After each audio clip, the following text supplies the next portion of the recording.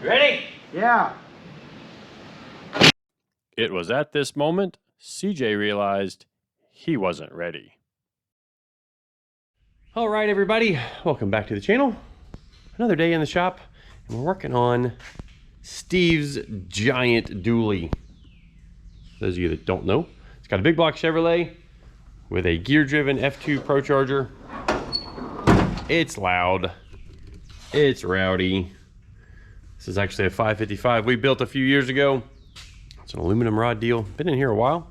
It's doing pretty well. It's actually run a best of 930. It's either 930 or 936. But we're going to be doing some stuff because, as you might imagine, this very heavy vehicle with its factory drum brakes on it in the rear, it does have discs in the front, but that's a lot of weight to be stopping from 150 miles an hour. So we're going to be adding some parachutes to it today. First, we got to move it around in the shop so it's a little bit easier to work on. So let's get started with this video, make some noise, and then add some whoa to this awesomely fast dually that's kind of not really a dually because it's got a big single tire on the back of it back there. Can you see that? All right, let's get going.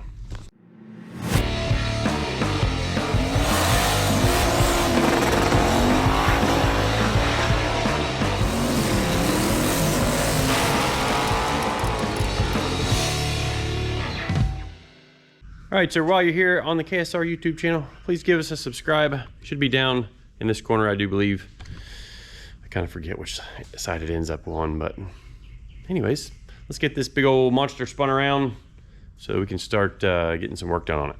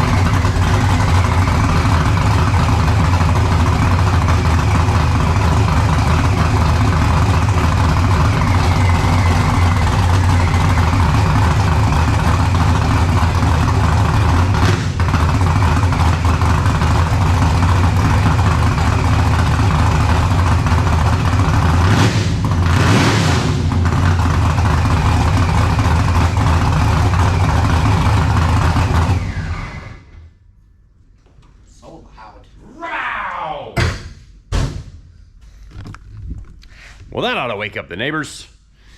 So along with the parachute, we've got to install a new water pump inside of the ice box for the intercooler system. Put some new seat belts in. There's a few other little things on the list. So let's get to work on this thing and see if we can get some parachutes mounted on it first. I think that's probably the thing we'll probably start on first. So follow along through the time lapse and I'll walk you through what all we've got going on. All right, so first time lapse of this video, and kind of just going to walk you guys through the process. And as you can see, we're kind of mocking up and drawing out some ideas for how we're going to mount the parachutes, how we're going to do the brackets. Things get a little bit more complicated when you've got two chutes and trying to keep everything symmetrical, and also working with working around a tailgate and a bumper. And now that we've got that figured out, CJ's going and drilling the holes we're going to use to mount the launcher cans to our custom framework that we have to build. So, you know, you buy these things and you got to figure out how to mount them to your car. There are some kits available for common cars, but when you got something like this and doing dual parachutes on a dually, nobody sells a kit for that. All right, well, if you've been following along in the time lapse, CJ's been over machining on the lathe, and one of the things he's made is a thread in. Basically, we took a nut and machined it down to where it kind of fits inside of this. So one of the things I've done with Stroud's spring launcher is I take and make it to where you can use 2 ratchets to wind the tether in that winds the spring in. I feel like that's a little easier than the big hand crank tool that they sell for the stuff. But in doing that, it takes a little bit of machine work, and basically we make it, you got the bolts? Yeah. So basically we make it where the end is, we weld that nut in that's threaded, and then we also kind of make a custom bolt that threads in, and it's really deep, so you can put a deep well socket on it so that you don't, well, the idea is that you've got enough socket engagement that it is a lot less risk of popping off when you're winding the thing in, because typically you're down behind the car winding the chute in, so the spring launcher is potentially, you know, you run the risk of it smashing you in the face, which we don't want to do that. So we're trying to make this where it's easy to use. He's also working on making the framework that goes around the cans themselves, so that then we can make some brackets that bolt to the tailgate. So typically we wouldn't mount to the body of the car, but because it's a truck and we need to be able to open the tailgate to put fuel in the truck, we kicked around some things, and in the beginning of the time lapse you might have seen us mocking up, you know, opening the tailgate, closing the tailgate, trying to get an idea of where we could put the parachute cans themselves so we could still open the tailgate and everything is still kind of going to work. So still a little bit of a work in progress, but we'll see how everything works as we get a little bit more done on the thing. So let's get back to it. All right, so we're back on this next week. CJ's been working on the brackets to get these mounted up. Thought you might like to see what we do to try and keep a dual parachute pack, you know, even with each other. So we've got some angle here, some angle there, we clamp it to it. And at least for me, the idea is to try and keep the cans where they're parallel with each other, the tubing where it's parallel with each other. And yeah, it gets a little tough doing all that. And the reason for this to come up right here is because where the rear bumper is, you know, the tailgate's going to come down and the parachutes stay attached to the tailgate. Well, this has still got to clear the bumper, and the bumper's down here. So the next step we've got to do is take all this off, weld it on the bench. We've got to weld a crossbar between the frame rails that'll be the anchor point for where the chutes are going to actually tie to and slow down the truck, you know, the tether anchor point. So once we get all that done, then we got to do our cables, which standard cables don't work for this truck because most people are buying parachute cables for cars. A 15-foot cable is typically plenty long enough. Well, this thing needs like a 18.5, 19-foot cable by our estimations. So I had to go digging around online to find some cables that would work. They came in today. So we're using a Motion Raceworks parachute handle, and that is going to attach to a bracket that we've got to fabricate because we're going to make something kind of custom that mounts off of his shifter bracket. One pull of the handle, that'll release both parachutes, unless we decide to leave a safety pin in on one side, because some tracks probably won't need both. But this thing on a quarter-mile pass, with as heavy as it is, sure make it a lot easier on the brakes and give Steve a little bit of peace of mind when he's slowing down from 145-ish plus miles an hour. So stay tuned and we'll show you what we end up doing for the parachute handle mount. And then I'll probably time-lapse welding up all this bracket on the bench.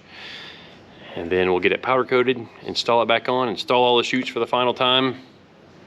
Yeah, then it'll be time to go to the track again and see if we can sneak this thing into the 8s. How about that? Like, not too many videos ago about the truck, we were looking to go 9s. Now we've gone 9s. Actually went 930s. And we had some issues on the 930 run. So we think we can make it go even faster, possibly tickle the thing into the 8s. That would just be amazing. So stay tuned, we'll get back to it. All right, everybody. Well, it's been a couple days actually since I've been on the truck, because we had a class yesterday here at the shop for fuel injection tuning. So we had all this stuff rearranged, and table and chairs and projectors and all kinds of stuff set up right here where we're standing right now. So we've rolled her back in here today, a big old dually. CJ and Drew got this part taken care of and welded on. I'm gonna jump on and TIG weld that, as well as, because this thing is so heavy, we are making sure that we are doing our best to over brace this parachute anchor point. This thing's gonna go 150, doggone it. And we're gonna try and figure out how much it weighs. Probably not in this episode, but there's a moving company not too far away that we might be able to trailer it over there, possibly drive it over, but I don't want to poke a hole in one of Steve's slicks, so we'll probably just trailer it, back it off, weigh it. Don't have to go to a truck stop. It can get kind of busy. So I'm gonna get to welding on this, do a time lapse of it, probably talk over it, and yeah. Then once we do this, we'll bolt the parachute frame back on right there. We've got one other bracket that we forgot to do that's gonna support the cable out closer to the very end of the parachute. And Drew is actually up front right now drawing up a bracket setup for our Motion Raceworks parachute handle. So we're having to do things a little different than how they normally come in the Motion Raceworks kit, because the cables have to go right under the seat, but the handle has to be right up in there. I'm not sure. Let's see if he's down there on the floor. So basically we're going to be making this make this mount here, but our cable is going to be coming up from under the bracket, and instead of this being the pivot like it is in the Motion Raceworks bracket, this is going to become our pivot, so that you pull back and it pulls the cables forward, which then pulls it out at the back of the truck. So the shifter on this thing is pull back to shift. So I like the mechanics of during a pass, we're in first, you're in second, you're in third, the hand goes to the shifter, you hit the finish line, you pull the lever back, chutes pop out, you're good to go. So we'll show you a little bit more of that as Drew gets that fabricated. But I gotta get to work welding all those tubes in the back. Let's get to work. All right, so time lapse number 2 for this video, and it's sped way up, because you guys probably don't need to watch me weld in slow motion, or maybe we should do that. I don't know. That sounds kind of cool. But anyways, this is a pretty elaborate anchor point as far as parachute anchor points go, just because of how much we're trying to over support it, because of how much force is going to be pulling on this anchor point when both chutes blossom. So quite a bit of bracing, quite a bit of welding. There's actually about 3 hours that wrapped up in this little time lapse right here, from welding all of the anchor bar in, which some of it was already welded in when the time lapse started, and then wrapping it up with some paint. All right, well, we're back from powder coat, which just a second ago I had a beard. No, I don't. Weird. So we got all this stuff back from powder coat. We use Reckless powder coating over in High Springs, Florida. Matt does an awesome job for us and does it quick. And he's very fairly priced on this stuff too. So there's our parachute handle mount right there. You can see our Motion Raceworks parachute handle. And like I said in the video earlier, we flipped around the function of it. We pressed the bushing out of the bottom of it and made it to where this is now the cable pull instead of this being the pivot point for the handle. So we're gonna get it installed right by the shifter here in just a second. And I'll show you guys a little bit of kind of the way we like to do things around here, or at least the way I want us to do things. If you look at this bolt, it's literally the exact length it needs to be. There's also some plastic washers in on each side of this so that there's no side-to-side play, and you can kind of see there's just enough tension that it will hold it. But I don't like stuff flopping around. That's just me. I like it to be nice. So we'll bolt this all in. The cables are already in the truck. The bracket for the back that mounts the parachutes is also around here somewhere. There it is over on the cart.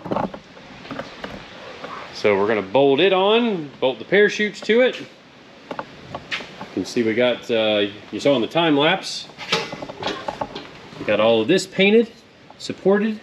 This is one thing I like to do with parachute anchoring, which you can see it's the same deal. Once this gets tightened up, the bolt will be right to the end of the nylock.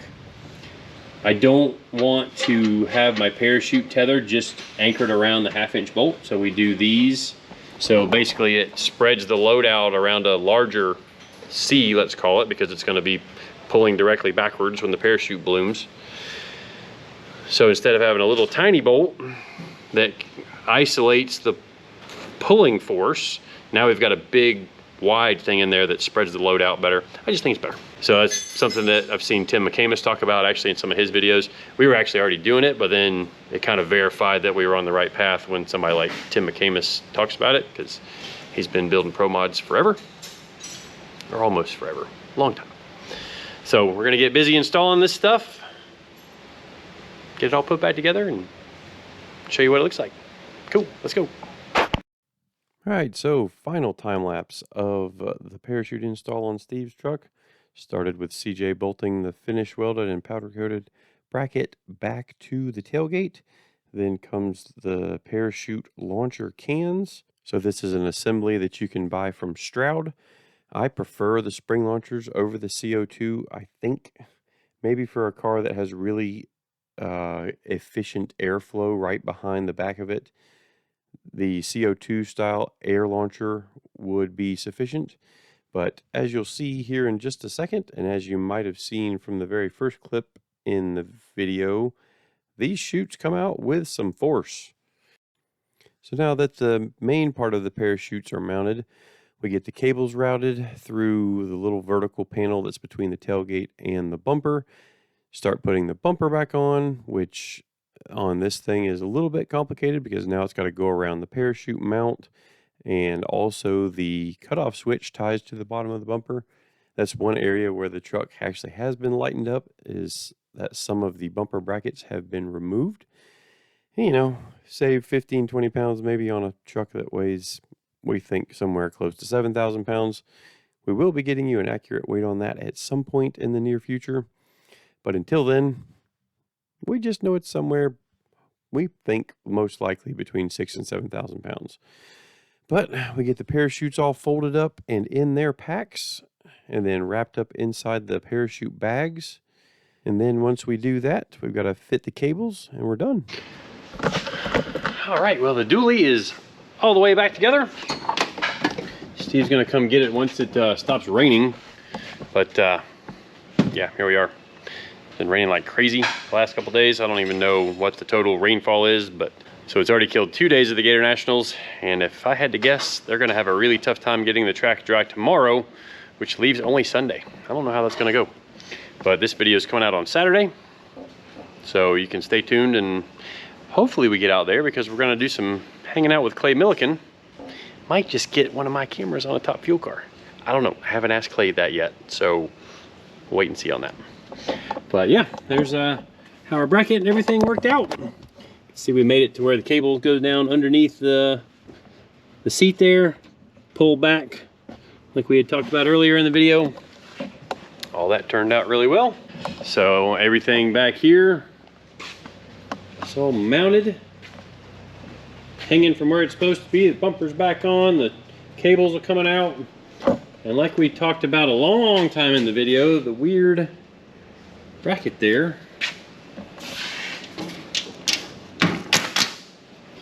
be careful doing this with one hand.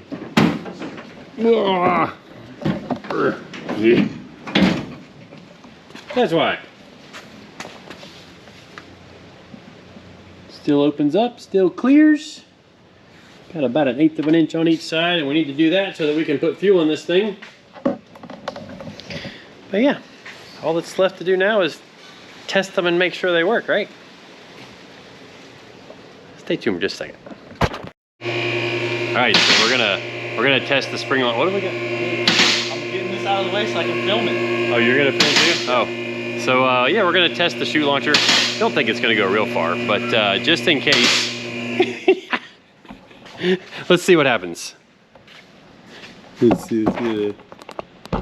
I'm doing a slow-mo of it. Slow-mo? Oh, slow-mo would be even better. It's probably not gonna go that far, but. You ready? Yeah. Oh! Ah! Dang it. Oh, we left the pin in. No. Yeah. Oh, I'm an idiot. Hold on a second. Who hired these guys? Just do the other one. Could do that quicker, but this has got to get back in there. All right. Remove before flight. Yeah,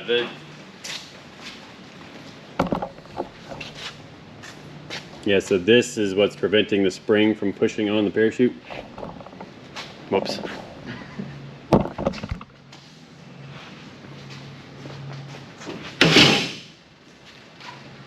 All right, let's try again. You ready? Yeah. Oh, God. The face. I'm really glad I had the helmet on.